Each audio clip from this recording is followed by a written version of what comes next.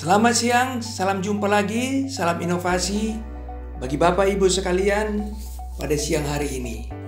Silakan subscribe PT BGM terlebih dahulu sebelum mendengar paparan saya. Terima kasih atas perhatiannya. Yang akan saya sampaikan adalah penyakit akibat kerja atau occupational diseases. Ini agak jarang dibahas di perusahaan. Tahunya kita selama ini kan kecelakaan kerja, kemudian sakit begitu ya, parah, luka parah. Tapi kali ini saya akan memperkenalkan penyakit akibat kerja. Itu merupakan kecelakaan kerja juga itu disebut. Penyakit akibat kerja definisinya adalah penyakit yang disebabkan oleh pekerjaan atau alat kerja, bahan, proses maupun lingkungan kerja itu.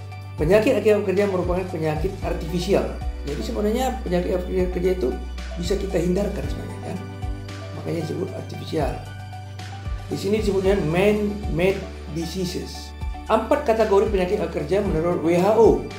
Yang pertama adalah penyakit yang hanya disebabkan oleh pekerjaan, misalnya pneumoconiosis.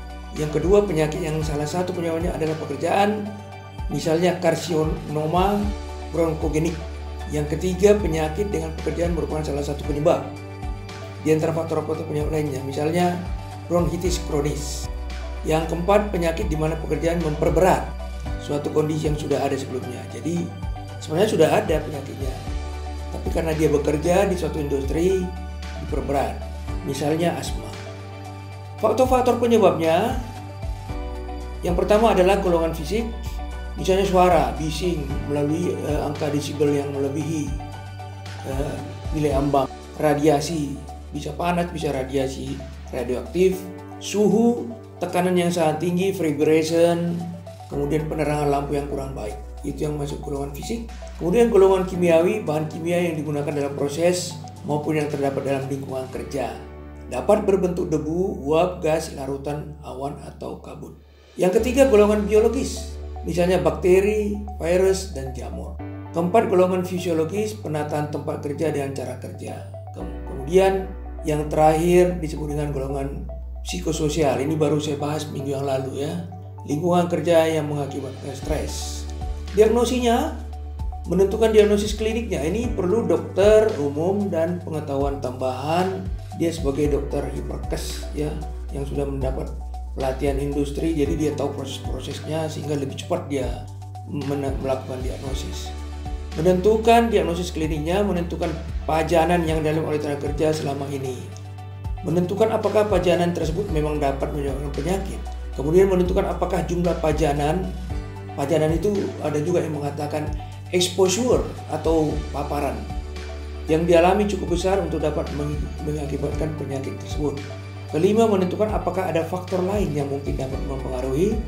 Keenam, mencari adanya kemungkinan lain yang dapat merupakan penyakit.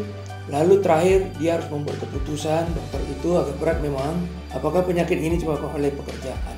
Jadi kan selama ini campur aduk, apakah penyakitnya penyakit umum atau penyakit akibat kerja ini harus bisa ditentukan oleh dokter perkes atau dokter ahli. Di sini ada penyakit infeksi dan parasit. Adalah agen penyakit infeksi dan parasit terkait kerja yang terpenting.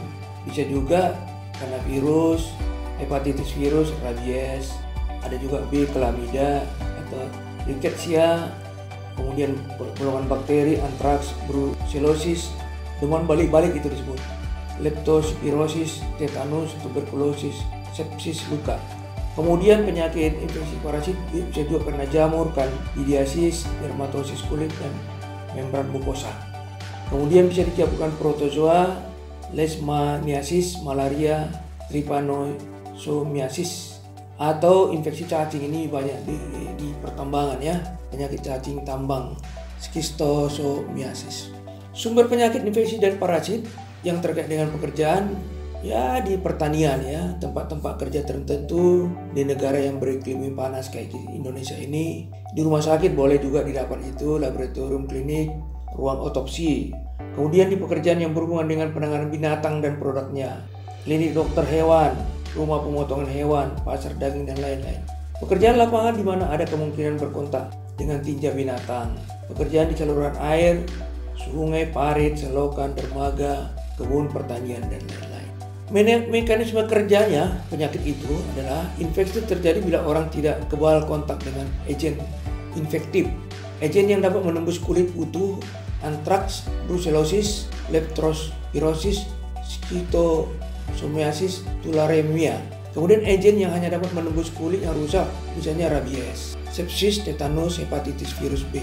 Beberapa patogen protozoa masuk dalam tubuh melalui gigitan serangga. Selain itu, infeksi juga dapat terjadi melalui percikan atau droplet, spora, debu yang tercemar, penyakit virus Newcastle, ornitosis. Ada juga yang disebut dengan demam Q, tuberkulosis. Beberapa penyakit diakibatkan reaksi peradangan terhadap toksin, endotoksin, dan eksotoksin yang dihasilkan bakteri selama reproduksinya. Pemeriksaan kesehatan untuk ini sebelum penempatan karyawan kita tempatkan meliputi riwayat medis dan pemeriksaan fisik. Tujuannya adalah menentukan dan mencatat status kesehatan awal pekerjaan, mengidentifikasi orang-orang yang rentan, mendiagnosis dan mengobati kasus laten dan akibat penyakit. Dibutuhkan pemeriksaan berkala, mencakup penyusunan medis penyakit demam, infeksi, dan penggalian informasi secara sistematik dan pengujian uji serologis yang dilakukan sebelum. Jadi ini banyak peran dokter ya, saya bukan dokter, coba berbagi saja. Untuk para pekerja pedesaan umumnya pemeriksaan berkala dalam selang setahun, pekerjaan kesehatan dan lab selang waktu hendaknya 1 kali 6 bulan. Tindakan pengendalian untuk itu, lakukan penyemprotan insektisida residual untuk melawan nyamuk, lalat pasir, dan lalat teste. Ikan pemangsa dapat mengurangi populasi keong yang mengandung parasit schistosoma. Pengendalian rodentia untuk menekan leptospirosis. Kemudian pengendalian dan pembatasan impor burung, kulit wol, dan produk-produk yang terbuat dari tulang binatang dapat mencegah psittacosis atau demam beo dan antraks. Di tempat kerja, penekanan debu dengan ventilasi, pengeluaran, exhaust juga dapat mencegah antraks dan ornitosis yang ditularkan melalui udara. Perlindungan, diberikan pendidikan kesehatan yang cukup, profilaksis spesifik, perlunya pemberian vaksin untuk pekerja misalnya BCG untuk pekerja kesehatan, tuberkulin negatif, vaksin rabies dan antraks untuk dokter hewan, vaksin tifus dan demam Q untuk pekerja lab dan penduduk di daerah endemis. Imunoglobin untuk memberikan perlindungan pasif pada kasus-kasus cedera pada orang-orang yang tidak imunisasi dengan resiko mengalami tetanus, rabies, hepatitis B. Penyakit kulit akibat kerja yang kedua disebut dengan penyakit kulit akibat kerja oleh karena agen fisik, agen, tekanan, gesekan, kondisi cuaca, panas, radiasi, serat-serat mineral. Jadi itu disebut dengan agen fisik atau agen fisik. Ada juga penyakit kulit karena agen kimia, iritan primer, asam, basa, pelarut lemak, deterjen dan lain-lain. Atau sensitizer, logam dan garam-garamnya, kromium, nikel, kobalt dan lain-lain. Bahan kimia karet, vulcanizer seperti antioksidan, obat-obatan dan antibiotik dan lain-lain. Itu termasuk agen kimia. Ada juga agen anegenik, naftalen dan bifilin klor, minyak mineral. Kemudian ada juga termasuk agen kimia, photosensitizer, antrasen, pitch, derivat asam aminobenzoat, pewarna akrilik dan lain-lain. Kemudian penyakit kulit yang disebabkan oleh agen biologis, mikroorganisme, mikroba, fungi, parasit kulit dan lain-lain. Adapun mekanisme kerjanya itu, agen fisik menyebabkan trauma mekanik, radiasi langsung pada kulit ya, panas, radiasi, bisa iritan langsung, merusak kulit, mengubah pH kulit kita, reaksinya dengan protein-proteinnya dan merendahkan daya tahan tubuh. Kemudian reaksi yang menimbulkan alergi kulit umumnya adalah hipersensitivitas dan diperlambat. Agen-agen sensitivitas bereaksi dengan protein dalam epidermis membentuk kompleks aktin protein yang merangsang pembentukan antibodi. Efek klinisnya dermatitis kronik, iritan primer ditandai oleh eritema, endema, papula, fesi dan bula. Biasanya terjadi di tangan, lengan, bawah, wajah. Bisa disebabkan oleh deterjen, basa lemah, pelarut organik atau bahan kimia encer. Dermatitis atau eksema, kontak alergi, bentuk akut menyerupai dermatitis, iritan akut, dan bentuk kronik ditandai dengan identifikasi dan pembentukan visura. Kemudian ada acne, jerawat akibat kerja, ditandai dengan folikel sebasea tersumbat dan lesi supuratif. Lesi-lesi mikrotraumatik, kemudian dermatitis solaris akut disebabkan oleh paparan bahan kimia di tempat kerja, misalnya ter, sulfonamida, teraksilin. Kanker kulit akibat kerja terjadi pada permukaan kulit, paling banyak terpapar terhadap bahan karsinogen, bahan-bahan yang bisa kanker ya, kanker kulit, dan timbul dari lesi-lesi prekanker. Penyakit kulit menular akibat kerja yang tersering adalah penyakit zoonotik, dermatosis, candidiasis, tuberkulosis, verrucosa, dan lain-lain. Ini istilah-istilah kedokteran, saya coba bacakan saja untuk Bapak dan Ibu. Pemeriksaan kesehatan untuk ini sebelum penempatan meliputi riwayat medis, ulang lagi kayak tadi, kemudian pemeriksaan berkala 6 bulan sampai 2 tahun. Itulah sedikit pengantar. Kemudian di sini saya sampaikan bagaimana pandangan ILO tentang penyakit akibat kerja. PAK menurut ILO, International Labour Organization. Mereka membagi 4 kelompok. Kelompok pertama disebut occupational diseases caused by exposure to agent. Tadi udah ada agent ya. Arising from work activities. Kemudian occupational diseases, penyakit kerja by target organ, dengan target organ yang mereka lihat di sekarang nomor 2. Kemudian occupational cancer, penyakit akibat kanker tadi udah disinggung juga ya. Kemudian nomor 4 mereka sebut other diseases, kelompok lain-lain. Ini menurut versi ILO.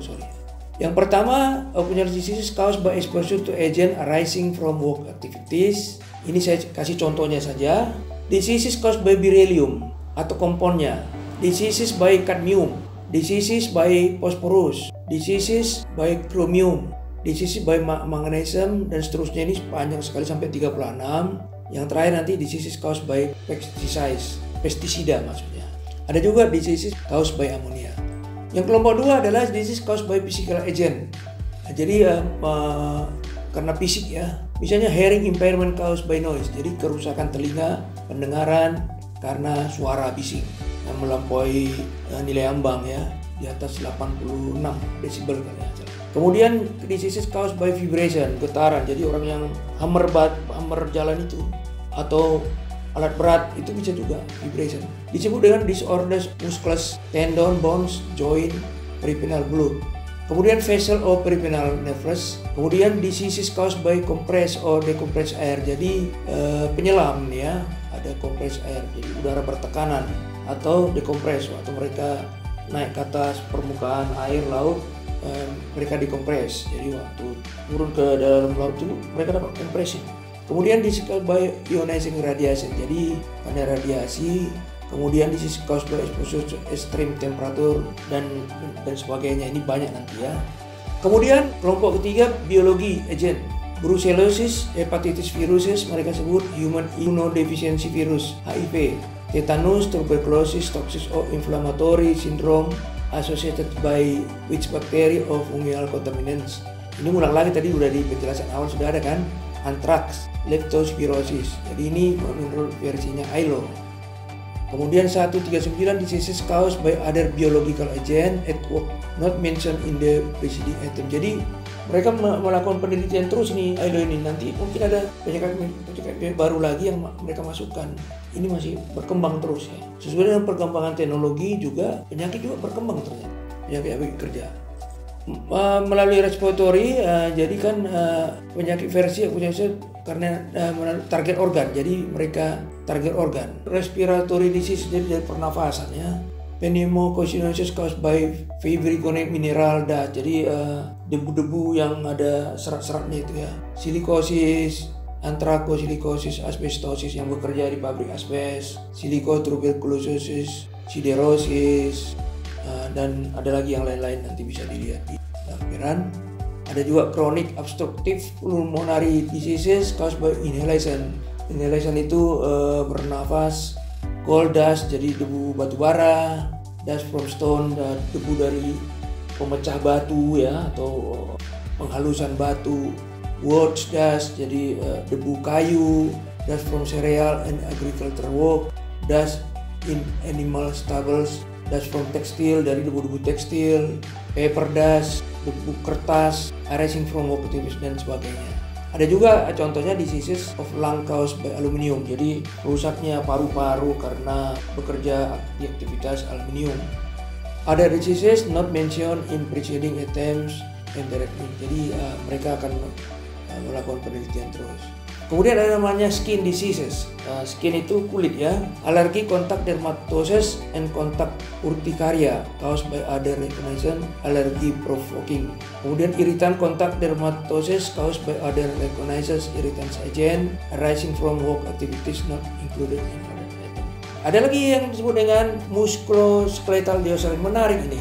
Musculoskeletal diosarin nanti akan saya bikin satu paper khusus ya. Karena saya mengajar ini juga di tempat saya mengajar.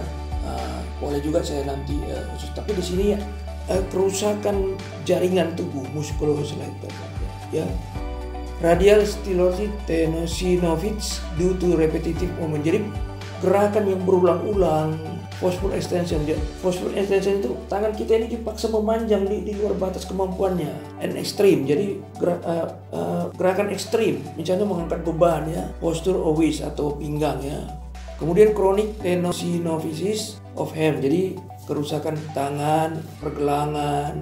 Due to repetitive movement. Jadi gerakan yang berulang-ulang itu ternyata bisa menyebabkan sakit. Forceful extension.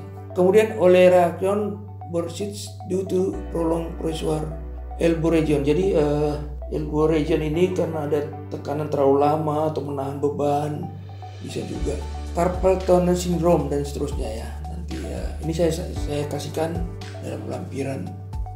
Nah, minggu lalu saya sudah nyampaikan juga namanya psikososial. Psikososial itu dimasukkan dalam ILOS ini, penyakitnya mereka sebut mental and behavioral disorder.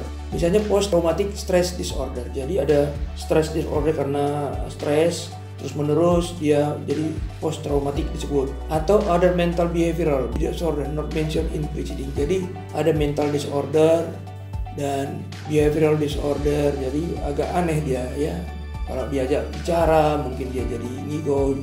Ya udah semi kayak orang mau dibawa ke hospital, ini rumah sakit jiwa, tapi belum. Jadi ini disebut dengan mental and behavioral ya. Ini yang harus di presentasi saya minggu lalu ada saya sampaikan. Kemudian occupational cancer. Jadi ya ini kelompok kanker disebabkan agent asbestosis juga bisa menyebabkan kanker. Ya kalau nggak salah blue asbestos ya.